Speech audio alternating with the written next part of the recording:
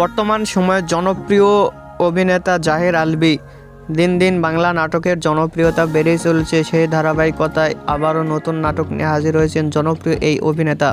নাটকটির নাম চাকর। এই নাটকটিতে অভিনয় করেছেন বর্তমান সময়ের আলোচিত অভিনেতা জাহির আলভী, সিদ্দিক মাস্টার, ওয়াহিদ ইকবাল মার্শাল, সাহেলা আক্তার সহ আরও অনেকে।